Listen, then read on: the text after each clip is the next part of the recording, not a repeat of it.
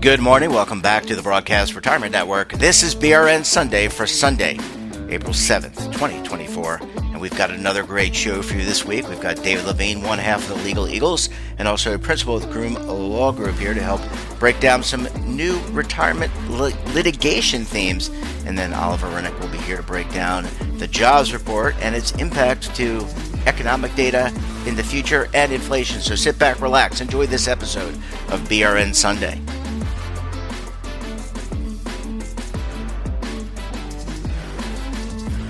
Welcome back. Now time to take a look, I should say, on what's happening on Capitol Hill.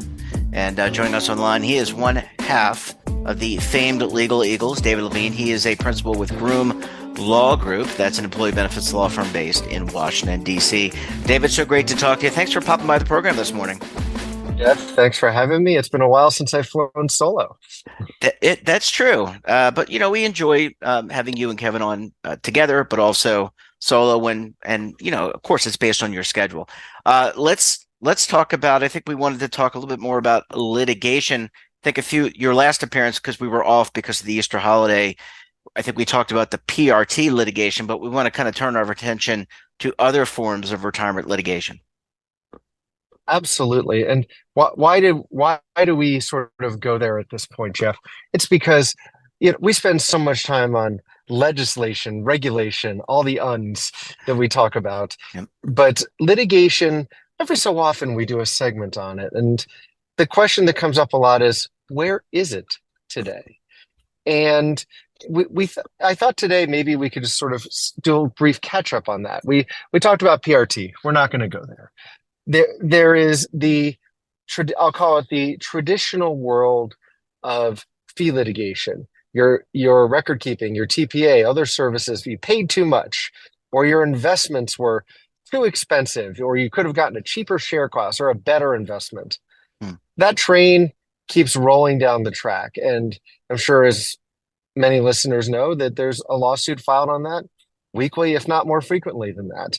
Our pace has picked up this year. Last year was a little bit of a dip in the volume in terms of the number of these lawsuits, but it was still in the double digits. It just wasn't 100 like in a year before, in a prior year. Mm-hmm. But the pace, we continue a pace.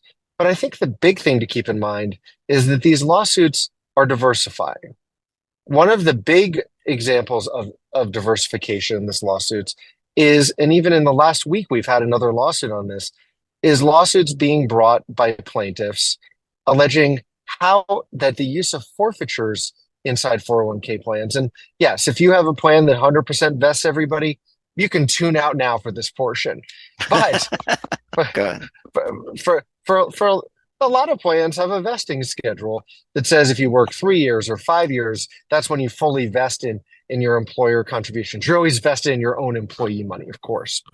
And there have been a series of lawsuits saying that when a set of plan forfeitures are used to offset employer contributions. In other words, if an employer owes $100,000 total for the payroll period and match, and there's $5,000 of forfeitures, the Internal Revenue Code and ERISA, there's guidance on this, allows you to offset your contributions of $100,000 by that $5,000 and put in $95,000. And then get another $5,000 using the forfeitures to pay for it. Pretty standard, widely accepted. And in fact, over the past many years, Congress and the IRS have clarified the wide range of permissible uses for forfeitures. And they've made it crystal clear. Plaintiffs are now asserting, as you could tell as a defense lawyer, I disagree with this position, are now asserting that it's a breach of fiduciary duty for a plan to use forfeitures to offset employer contributions where they should be used for other purposes. There's lots of discussions about what does your plan document language say? What is your process that you can get into? But to me, this is an example, whether or not you agree with these lawsuits, of the evolving nature of litigation. So a great example is look at how you use your forfeitures and evaluate, do you change? Do you not? Is there a reason? What's your basis? As I'm saying, I don't agree with the lawsuits, but that's part of the discussion.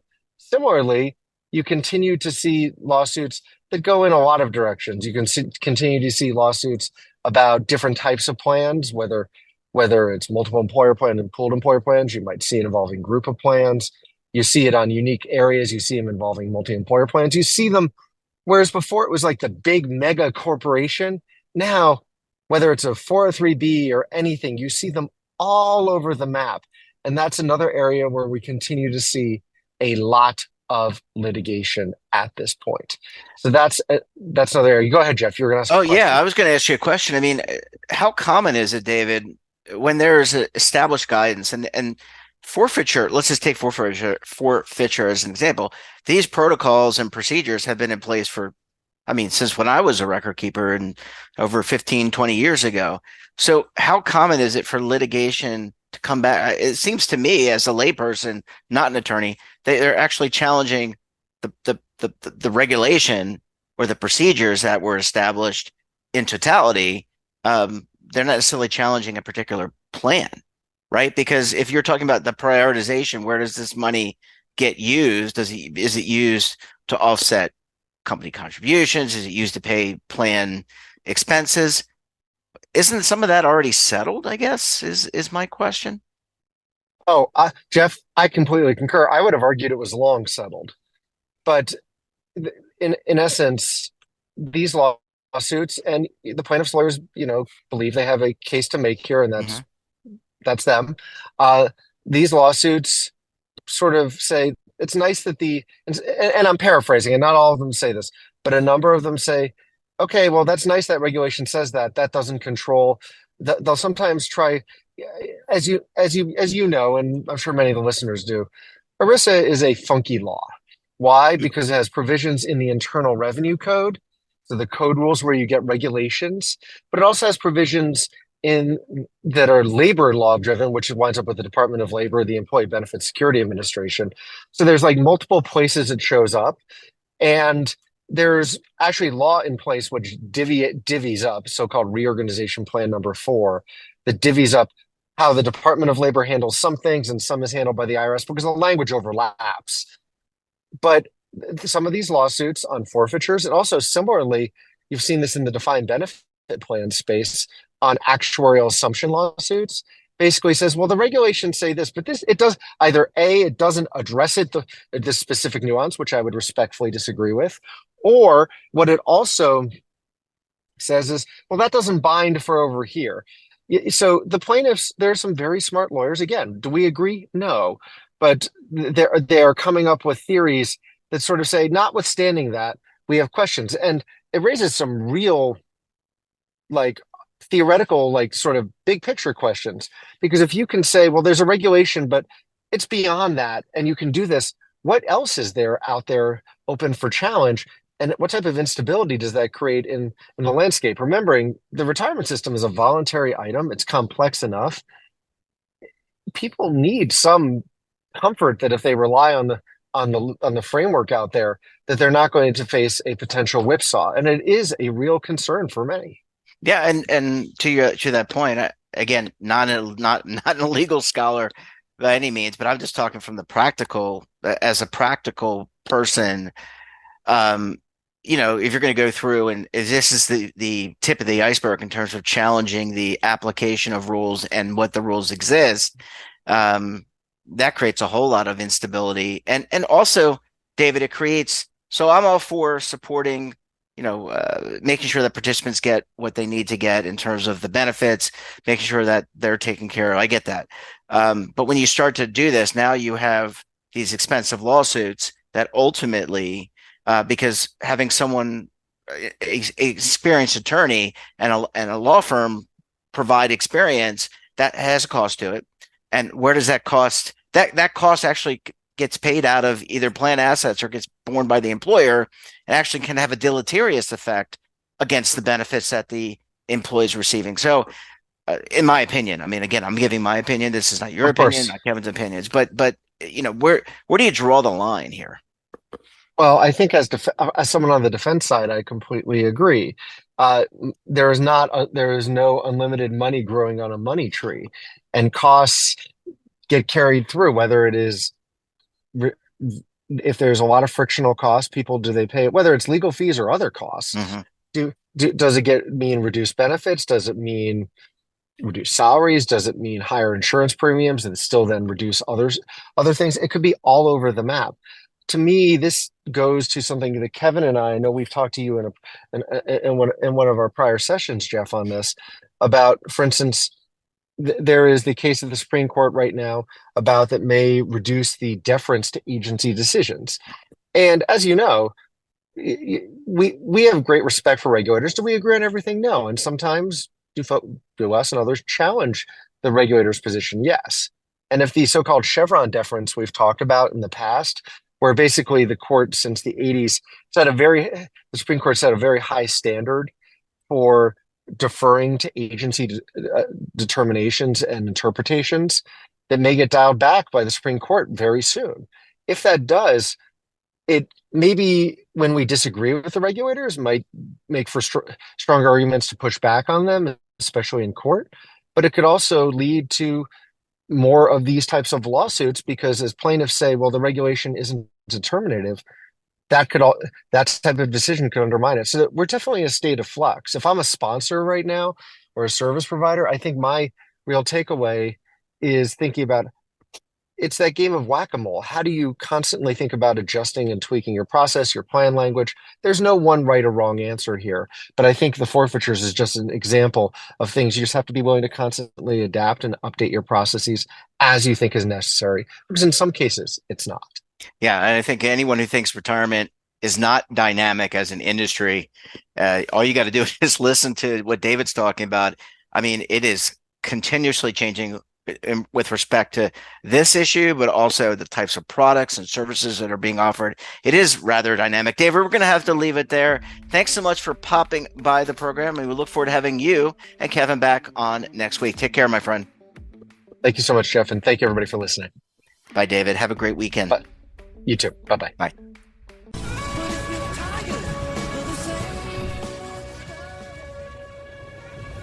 Imagine a new television network that will make you richer, healthier, and in control of your financial future.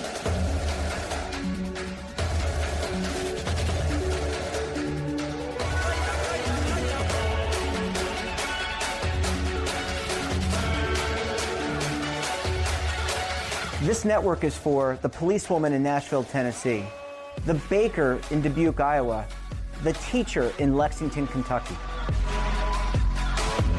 We want to make the idea of savings and retirement culturally relevant. But what do you see as a defining issue of the midterms?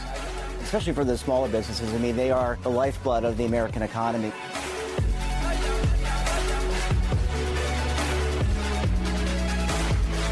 Featuring exclusive interviews, current affairs, and docuseries. 33 years old, you retired early. The philosophy is money only matters if it helps you live a life that you love. But you got to start thinking about retirement as soon as you get in. The Broadcast Retirement Network will drive very high engagement with premium partnerships. So this isn't retirement and savings for your parents or grandparents. This is for all Americans. And we're going to change the way you think about money.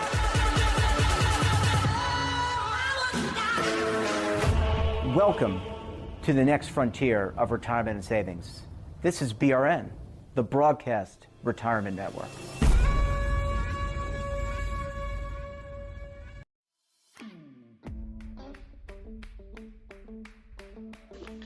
Welcome back. Welcome back, I should say. Time to take a look at markets. Joining us on the line, Oliver Renick is the lead anchor for the Schwab Network. Oliver, thanks so much for joining us on the program this morning. Thank you very much, Jeff. Appreciate it. Always a pleasure to chat with you. All right, Oliver, let's start with jobs. I'm going to talk about the markets in a minute. Give us your reaction to the 303,000 jobs created during the month of March and the unemployment rate on or around 3.8%. Yeah, huge number, and it continues to paint a very impressive picture of the U.S. economy.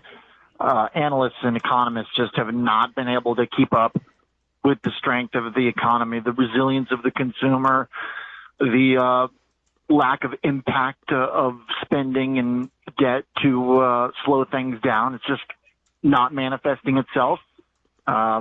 We have stock markets at all-time highs. We have employment firm. We have a Fed open to the idea of loosening conditions further.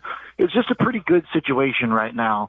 And this week's jobs print was a pretty good way to cap a compelling week for economic data. Now, some of that data does suggest inflationary forces still lingering, especially a surprise comeback in the manufacturing economy, with the ISM manufacturing printing above 50 early in the week. That was a bit of a shocker, but the writing has been on the wall there for anyone who's been wanting to pay attention that manufacturing would bounce back. So that was interpreted negatively by the market because it included a rise in prices paid for manufacturing, which is not something that really has been in the conversation for a couple of years. So that was kind of interpreted as an inflationary impulse. But then a couple of days later, you had the other side of the economy, the bigger one for the U.S., which is the services economy, still above 50, still expanding, still very strong and firm, but with a sizable drop in the prices paid for services, which is very disinflationary. So that brought confidence back to the market that things are good and that inflation's not going to be too scary. And so the jobs report on Friday with a big splashy headline number without a commensurate shock in wages was kind of another sweet spot. And as of the time we are talking, markets are doing well and helping to recover some losses and just general sluggishness the last couple weeks in some of the big tech stuff. So it was really about as good of a week for economic data as you could have asked for. And Oliver, if you're the Federal Reserve, rate cuts is something we always talk with you and others about on this network, and you, of course, cover it on the Schwab Network twice a day. But if you're the Fed, what's the outlook look like for rate cuts, potential rate cuts? Because, as you said, markets took a little bit of a dip, maybe perceived certain indicators that led people to kind of have a sell-off. But what is the Fed? How does the Fed react to all this information? Well, it probably should give them confidence in the economy sufficient enough to avoid cutting rates in a fast or aggressive manner. It doesn't mean that they can't do it down the road, but the data right now just seem to skew the risk away from, lowering rates further. It's just the risk right now, and we did hear some commentary from Fed officials using this turn of phrase that the risk is bigger to cut than it is to not.